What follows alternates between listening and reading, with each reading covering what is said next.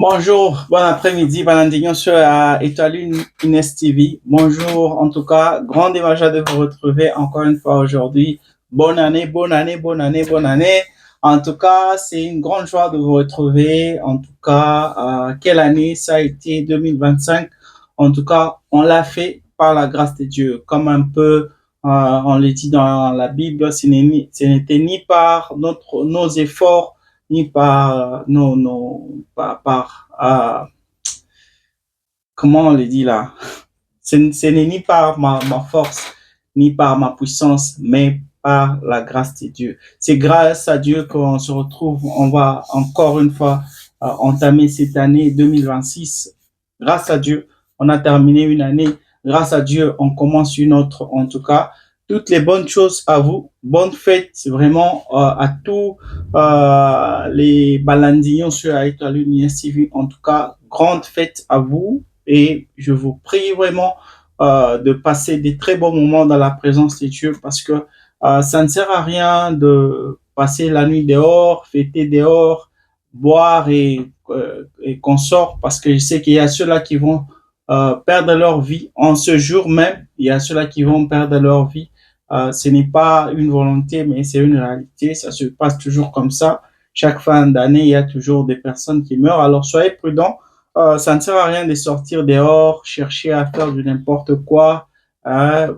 Ces folies-là, être emporté par la folie, l'émotion, vous risquez de perdre votre vie inutilement. Donc, soyez sages, restez à la maison, consacrez votre année dans les mains de Dieu. Priez pour cette année, que les mauvaises choses que vous avez vécues en 2025, que vous ne puissiez pas les revivre en 2026, que l'année 2026 soit une année porteuse de bonheur dans votre vie, dans votre famille. C'est ma prière pour vous. Alors, je vous prie vraiment d'être sage. Hein? Soyez sage, soyez sage. Alors, le devoir nous oblige d'être là pour parler encore une fois politique. Aujourd'hui, on va parler de ce que le ministre des Affaires, de, de, le ministre national des Mines a déclaré. On va parler des, des activités artisanales. Quand on voit activités artisanales dans les secteurs miniers, on voit tous les creuseurs là, artisanaux dans les mines. Il y a eu une décision qui a été prise par le ministre. Alors, on va parler un peu de ça pour voir ces minéraux-là profitent à qui. Il y a tellement des creuseurs artisanaux. Ils sont aujourd'hui au nombre de 400 000, ceux-là qui ont pu être comptés. On parle de 400 000 creuseurs artisanaux. Ils ont vu leur activité suspendue par le ministre. On va traiter de ça. À qui profitent ces minéraux? Ces gens-là se recherchent, ils se font de l'argent. Ça profite à qui? On va essayer de parler de ça aujourd'hui. Alors, sans plus tarder, je vais d'abord commencer. Les devoirs m'obligent, ou je dirais le civisme. Ça, c'est un devoir civique. Je souhaite bonne année à toutes les personnes vraiment qui ont été avec nous durant l'année 2025. En tout cas, merci à vous. Merci pour votre fidélité. Nous espérons que 2026 sera une année porteuse pas d'espoir, mais porteuse de bonnes choses. On espère vivre et faire de grandes choses en 2026 avec vous. Alors, en deuxième personne, je tiens à saluer la propriétaire de la chaîne, Madame Maman Inès, celle que vous voyez là. Mais bonne année. S'en vont aussi à Maman Eugénie Zemanga, mais bonne année. S'en vont à Maman Madame Hollande depuis Madame Madeleine depuis la Hollande, à Monsieur Kadosh Kadosh depuis le Togo. En tout cas, je ne vais pas oublier Tantine Hélène, hein, la Tantine internationale depuis la France. En tout cas, mes salutations. Bonne année à vous tous. Hein. J'espère vraiment que cette année, vous allez vivre le meilleur dans votre vie. C'est que vous avez rêvé toute votre vie. Vous allez enfin l'obtenir cette année. Tel est mon vœu, les vœux de mon cœur. Alors, sans plus tarder, allons directement au but. Je vais un peu essayer de lire pour vous ce qui se passe, hein, l'actualité en RDC. Comme je ne cesse de vous le dire, on est en train de traiter de l'actualité en République démocratique du Congo. Alors, nous allons parler un peu de ce qui se passe. Alors, le ministre national des Mines, M. Louis Watum Kabamba, a suspendu les activités minières et la commercialisation des substances minérales issues de l'exploitation artisanale du cuivre et du cobalt sur toute l'étendue de la RDC.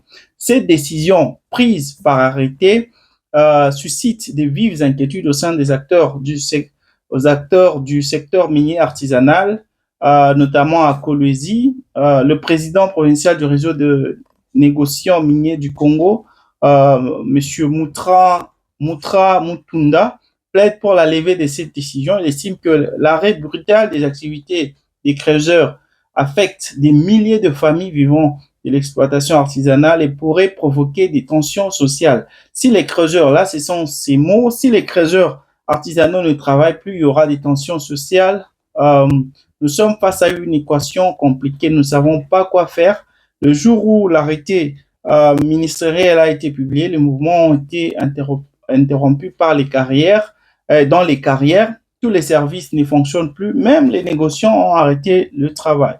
Pour apaiser la situation, le ministre des Mines a promis la création de 64 zones d'exploitation artisanale dans la province du Lualaba. Le processus d'octroi de ces zones est en cours. La suspension vise à mettre fin aux transactions jugées illicites et l'envahissement, selon lui, de périmètres miniers par des exploitants clandestins. Alors, toujours par rapport à cette situation, pour ceux-là qui ne comprennent pas ce qui se passe, devant le Congrès, on a posé la question au ministre national des Mines, Monsieur Louis Watum. Louis Watum. Si vous ne connaissez pas le poste, non, vous allez croire que c'est un blanc, hein? C'est Kabamba, c'est un noir, c'est un Congolais. Monsieur Louis Watum Kabamba, on lui a posé la question de savoir pourquoi la présence de militaires dans les carrières, hein? Pourquoi on voit les soldats dans les carrières. Alors, à cette question, il avait demandé 2 jours pour qu'il puisse retourner avec des réponses. Alors, on a été tout surpris quand il est retourné, il a directement annoncé l'arrêt immédiat de toute activité dans les secteurs miniers par les artisanaux. Donc, tous ceux-là qui travaillaient dans les carrières sont aujourd'hui interdits. Alors, il y a de l'eau à boire là-dessus. Il y a ceux-là qui voient cela d'un bon œil. Ils disent ça va permettre à ce qu'on puisse contrôler les zones minières, qu'on puisse connaître où se trouve quoi et savoir contrôler, faire le suivi quoi de tous les minéraux qui sont exploités en RDC. Alors, il y a le bon et le mauvais. Je vais commencer d'abord par le bon. Le bon côté, c'est que ça va permettre à ce que qu'on puisse contrôler, comme je l'ai dit, qu'on puisse contrôler où se trouvent les minéraux. Ça va permettre à ce qu'on puisse amener à bon port, qu'on puisse arriver à commercialiser cela, parce qu'il a interdit même la commercialisation de ces minéraux dans les secteurs miniers. Donc, ceux-là qui vont dans les carrières, même s'ils arrivaient frauduleusement à se procurer de ces minéraux, ils ne peuvent pas vendre ça. C'est pas autorisé par la loi. Il a interdit cela. Donc, cela va faire que tous se devront maintenant d'aller, si vous le faites illégalement, vous allez être obligé d'aller apporter ça aux personnes qui sont appropriés pour commercialiser ces minéraux. Là, c'est les bons côtés. Les bons côtés aussi, c'est que ça va aussi favoriser l'industrialisation en RDC parce que s'il y a des creuseurs artisanaux, ça ne permet pas à ce qu'il y ait assez de compagnies qui vont traiter ces mines parce que dans tout pays qui se respecte, quand vous voulez exploiter, surtout quand il s'agit de minerais, ça apporte beaucoup dans l'économie du pays parce que les compagnies qui vont venir investir dans le pays vont devoir payer beaucoup d'argent. Pas seulement pour s'octroyer les titres miniers, mais pour les taxes, en ce qui concerne les taxes. Chaque fois qu'ils vont ces compagnies vont devoir payer des taxes. Cela va être rentable pour l'économie du pays. Donc, quand il n'y a pas des artisans, des travailleurs artisanaux dans les secteurs miniers, ça encourage maintenant l'industrialisation dans tous ces secteurs-là. Parce que je peux vous dire que derrière euh, derrière ces personnes-là, derrière ces artisanaux, derrière ces personnes qui travaillent dans les carrières, il y a des pays, il y a des grandes puissances, il y a des hommes riches qui sont là. Parce que ces gens-là n'ont pas, ils ne savent, la plupart d'entre ces personnes-là ne savent même pas la valeur de ce qu'ils apportent.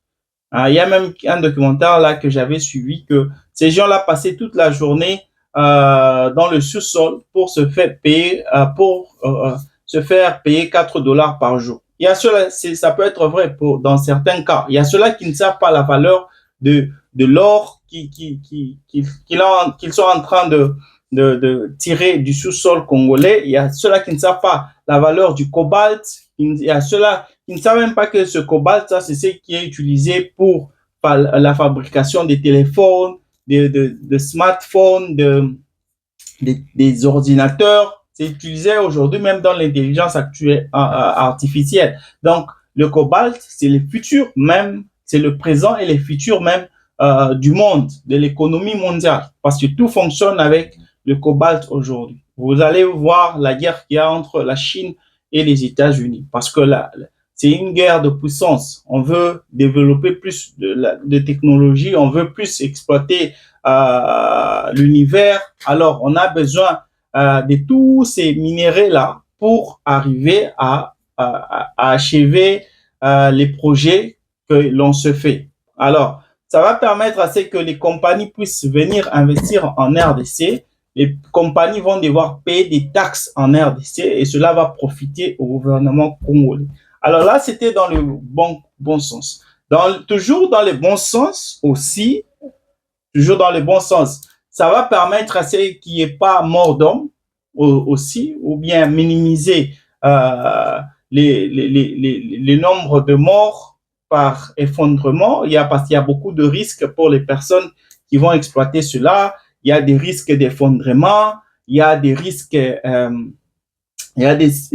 d'éboulement, il y a des risques liés au transport, par exemple, parce que ces gens-là, quand ceux-là qui sont dans le sous-sol, et ils vont exploiter ils ont creusé les minéraux, ils sont parvenus à s'amasser du tas, à emballer cela. Maintenant, pour transporter ça, amener ça maintenant au-dessus là, pour ceux-là qui sont en dessous, ils doivent amener ça au-dessus. Ils utilisent des cordes. Il y a ceux-là qui descendent et qui montent avec ça.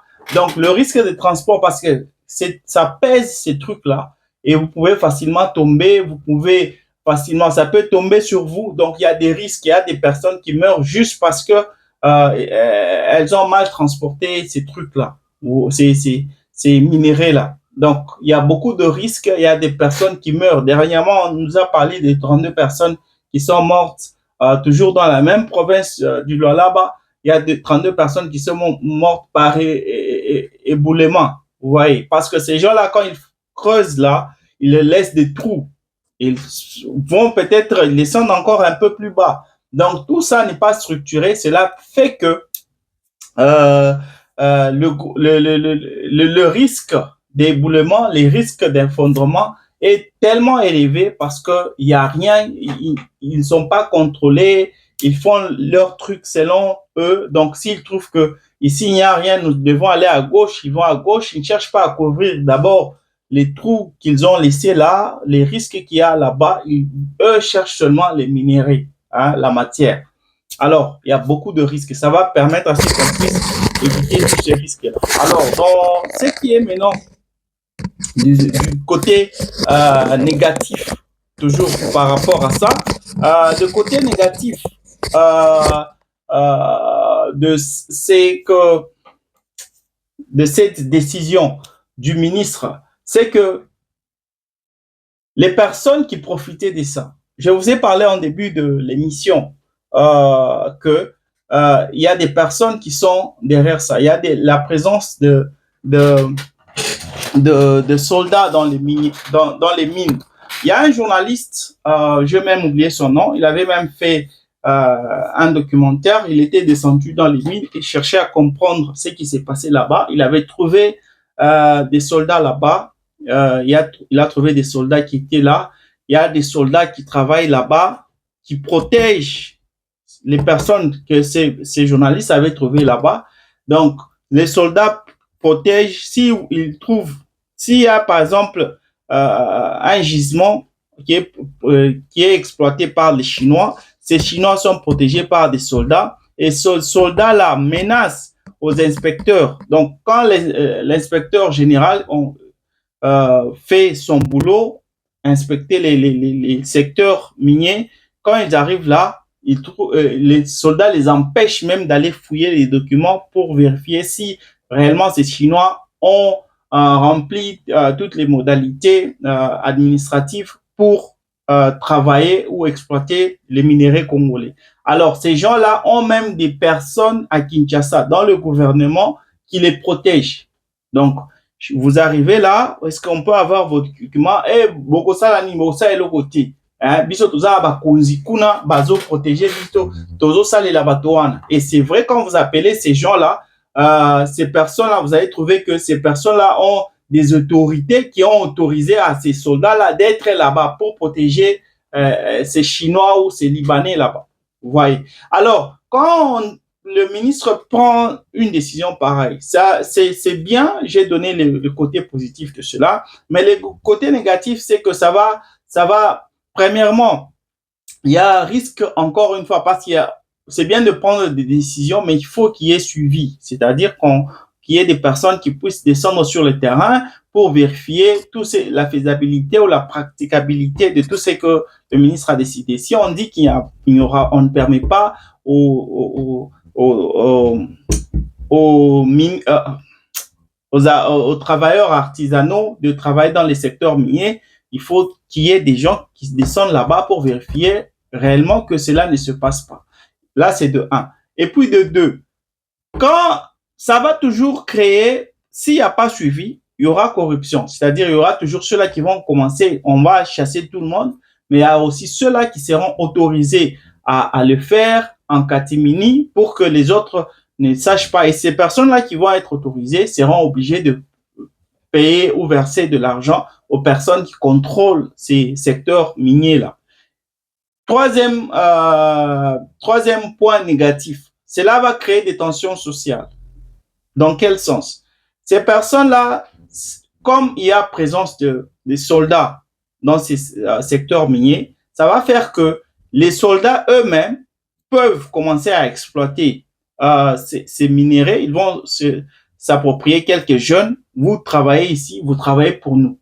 Vous voyez, vous travaillez pour nous. Et quand les autres vont apprendre que non, il y a des personnes qui travaillent là-bas et que eux ne sont pas autorisés, ils vont chercher à soit se payer des armes pour que cela puisse terminer en guerre entre ces personnes-là, ou simplement chercher à tuer ces personnes-là pour s'accaparer de ces gisements. C'est normal, ça peut arriver. Vous allez vous rappeler de ce que je vous avais raconté sur décryptage politique l'autre fois. je pense il y a quelques mois en arrière, quand la ministre Mobodo était partie jusqu'à Kinshasa pour semer la panique, il y avait il y avait des tirs de balles, il y avait échange d'armes entre la milice Mobodo et les FARDC. Les deux camps étaient en train de, de se bagarrer autour d'un carré minier. Alors, vous voyez, donc ceux-là qui ont, il y a les deux camps se sont retrouvés avec des armes. Alors, parce que celui-ci trouve que ça, c'est mon gisement, vous ne pouvez pas venir ici. Alors, on commence à s'échanger des balles. Ouais, et il y aura toujours mort d'homme. Quand on en arrive à ce niveau-là, il y aura toujours mort d'homme. Alors, de ma part, si je peux demander, si je peux dire quelque chose, je n'ai même pas le pouvoir de demander. Demander, c'est un peu trop dire. Si je peux dire quelque chose pour apporter une solution à ce problème. Bien sûr, le code minier permet à ce que tous les exploitants artisanaux puissent avoir des cartes d'exploitation artisanale. Cela va permettre à ce que quand il y a inspection, vous montrez juste votre carte d'exploitation artisanale. On vous permet, là c'est le code minier qui autorise cela. Vous devez vous procurer d'une carte d'exploitation artisanale afin de pouvoir être autorisé à travailler dans ces mines. C'est bien tout ça, c'est beau. Je vous l'ai dit, il y a plus de 400 000 plus de 400 000 exploitants artisanaux en RDC. Il y a plus de 400. C'est pas 400, il y a plus de 400. Ceux-là qui ont été numérisés sont au nombre de 400 000. Mais nous savons qu'il y a des lieux qui ne sont pas fréquentés. Il y a des lieux, par exemple, à l'Est, là, on ne sait pas aller comptabiliser les personnes qui travaillent dans le secteur minier. Pourtant, ces personnes-là sont nombreuses à l'Est avec les M23 qui sont en train de régner là-bas en maître, parce que je vous avais dit l'autre fois que les M23 imposent même des taxes à ces jeunes-là, à ces mineurs, pour aller exploiter les minéraux afin de leur donner cela. Eux achètent à faible coût ces minéraux, et ces minéraux sont directement envoyés au Rwanda, et c'est le Rwanda qui traite ça, et on voit ça dans les pays tels que la Chine, Israël, l'Angleterre. Ce sont ces pays qui bénéficient de ces minéraux-là. La majorité de ces minéraux vont directement en Chine. Alors, avec ça, vous allez voir qu'on ne sait pas comptabiliser tout le monde. Mais la réalité est telle qu'il y a plus de 400 000 personnes. Alors, c'est pour chercher à octroyer des cartes d'exploitation artisanale. C'est bien beau, mais ici, il n'y a pas de structures pour respecter cela, parce qu'avec tout ce qui se passe au Congo, le système n'est pas bien structuré pour contrôler ce qui se passe, parce que même avec des cartes d'exploitation artisanale, il y a toujours des personnes mal intentionnées qui peuvent toujours s'en procurer ou bien falsifier cela et se donner l'autorisation de travailler illicitement dans ces secteurs-là. Vous voyez. Donc, c'est une décision que le ministre a prise, mais je trouve qu'il a juste essayé de menacer les personnes qui sont derrière les soldats, chercher à les menacer. Voilà pourquoi il a arrêté. Il a décidé de suspendre toute exploitation minière dans les secteurs artisanaux. Mais si vous contrôlez un peu tout ce qui se passe, ce qui se passe dans les autres pays développés, vous allez voir que c'est un grand problème qui doit être résolu, parce que cela ne profite pas au gouvernement congolais, parce qu'il y a des personnes qui sont là-bas directement sur le terrain en train d'acheter ces minéraux-là pour ne profiter qu'à eux-mêmes. Ça ne profite pas au gouvernement congolais. Donc, c'est une très bonne mesure, mais il faudrait que le gouvernement puisse faire un suivi par rapport à ça, vérifier à ce que cela puisse se faire, vérifier si vous envoyez des soldats dans les carrières minières, ce n'est pas que cela ne soit pas pour les intérêts des députés ou des autorités qui sont à Kinshasa, mais pour contrôler réellement ce qui se passe. Parce que on ne peut pas faire confiance à personne au Congo là. Même les soldats là qui sont là, ils peuvent exploiter cela et vendre. Vous voyez. Donc, c'est une bonne décision, mais il y a des personnes qui vivent de ces minéraux-là. Que dire de ces personnes-là? Parce qu'on n'a pas, il n'y a pas d'emploi en RDC. Alors, c'est une situation, c'est une décision qui est vraiment lourde et pleine de conséquences. Alors, le ministre a promis de revoir sa décision. Il a promis d'octroyer 63 zones pour l'exploitation des minéraux. Nous espérons que cela va être le cas. Ou sinon, en tout cas, c'est une décision qui a vraiment étonné tout le monde parce que la question qui lui avait été posée, c'était pourquoi la présence des soldats dans les secteurs miniers. Mais il nous sort une décision pour suspendre les activités artisanales dans les secteurs miniers. Est-ce que cela veut dire que les soldats qui sont maintenant dans les carrières vont retourner à Kinshasa ou bien vont aller maintenant au front? Point d'interrogation. Mesdames et messieurs, merci d'avoir été des nôtres. Merci de nous avoir choisis. C'était Décryptage politique avec votre frère Francis. On se retrouve demain avec la même force, la même énergie. Bye.